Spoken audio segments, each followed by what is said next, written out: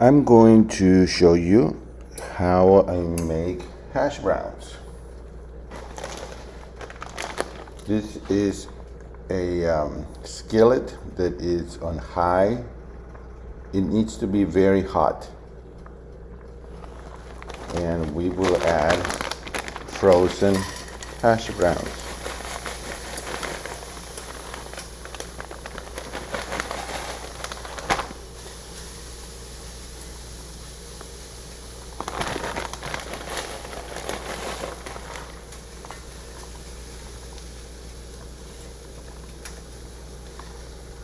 I don't want to make it too thick, so that's about right. You can put as much or as little as you want. And then I have a 3-pepper blend, and I'm going to put that on top, and it's also frozen. Of course, you could do all of this with fresh vegetables. It takes longer. The conveniency of buying this already cut and frozen is great. And now the secret is we will leave this here. I'll leave it on, actually this is high 9 and 8, it's on 8. So it's a medium high, I guess. We're going to leave it and resist the temptation of touching it, even though we may think it's going to stick or burn. In the back, just for today, I am making some pinto beans,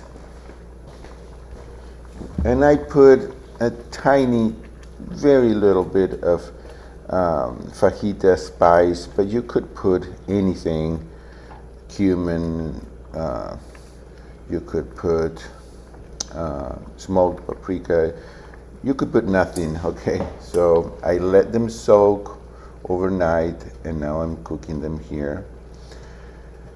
And then over here I have a small pan with hot water, and I'm going to add some broccoli, because remember, we as much as possible want to include something green 5 to 6 times a day, and it doesn't have to be much.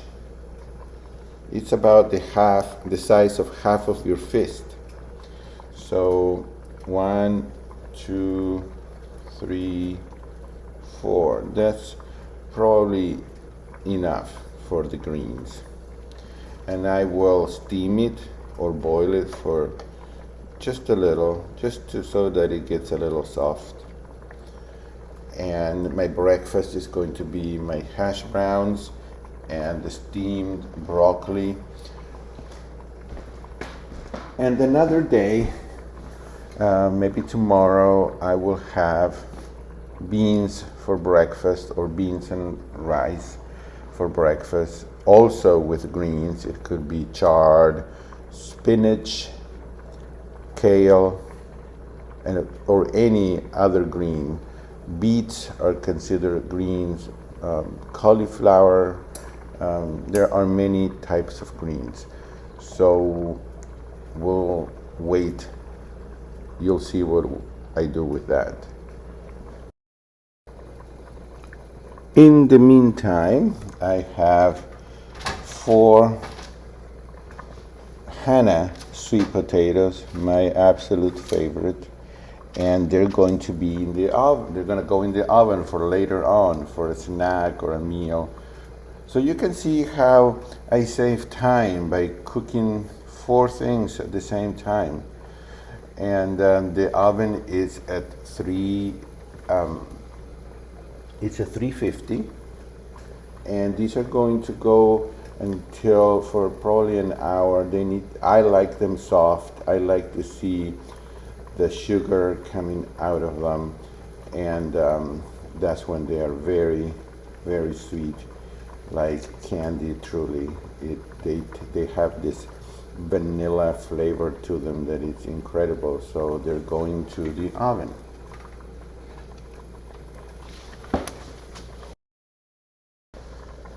So you can see how it's getting brown there. The starch is released, and that's what makes it not stick. Let's see, let's do a test here. Look at that. It's not at all stuck. That's pretty cool. But you do have to have an excellent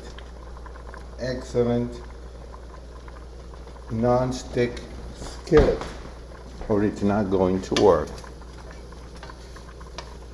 So I don't think that it's ready yet to turn. I want it brown underneath. I could turn it down a little bit to maybe 7.5, but really it should be pretty hot.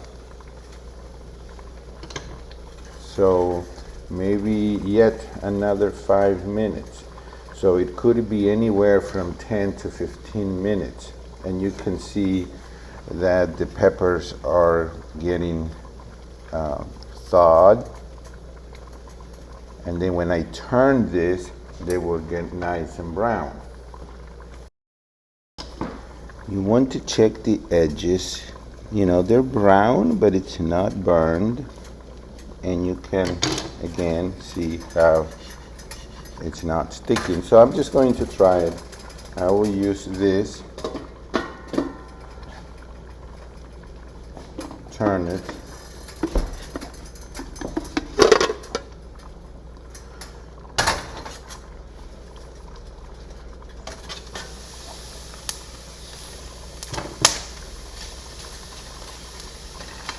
I could have left it a little more, but I think that's pretty good actually.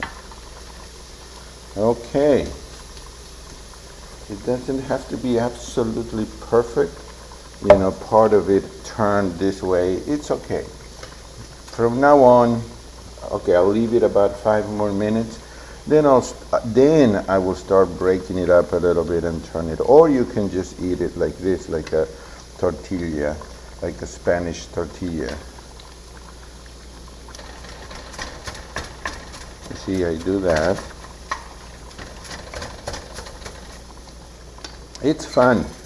When you have good kitchen tools, it is fun to cook. And while you do this, you know, like I said, you can be cooking other things here.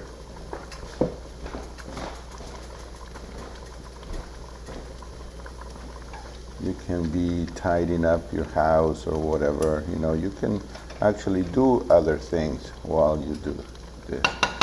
Okay, these are ready. They have been cooking now for a long time.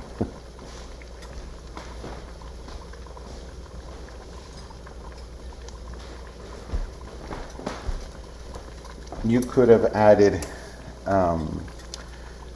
garlic powder, onion powder, or any other, or like I did, nothing.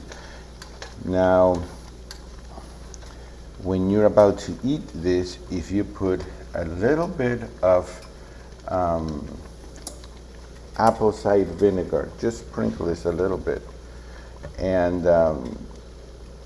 it will make it taste good, and it will make these potatoes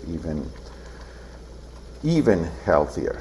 And then with the broccoli, you can use a nice balsamic vinegar, any flavor that you want, and you just drizzle a little bit of that. The acidic, the acid in the balsamic vinegar really helps to make the greens more potent. Dr. Esselstyn talks about it, so I'm not going to repeat that. You can see his lecture regarding cardiovascular health and why we should put some kind of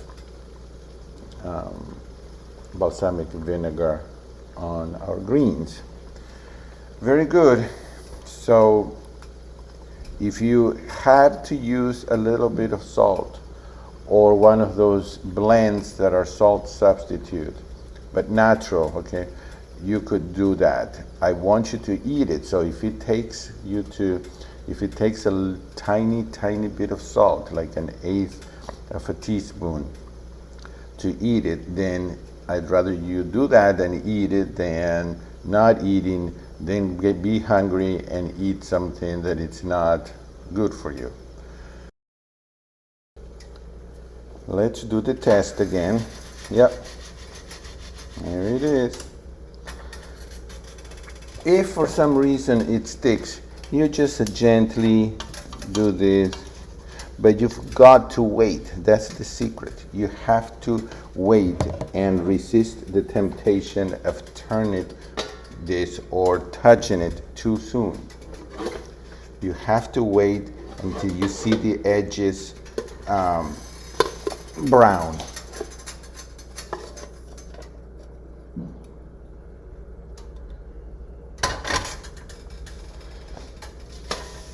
Okay, so now it really, you see, now I can do this.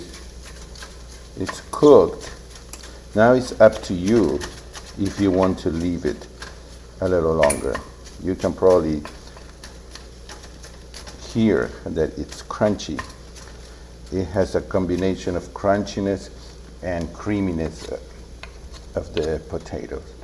So this, I'm just going to turn it off. I turn off this, I turn off that, and that's going to be my breakfast. It's going to be my hash browns, and I will probably eat it all. And my broccoli, I will drizzle some balsamic vinegar in my broccoli, and I will drizzle a little bit of apple cider vinegar on this. And I don't know if I have ketchup right now or mustard. I think I do. Or just by itself is delicious. So that's it. That's the secret of the hash browns.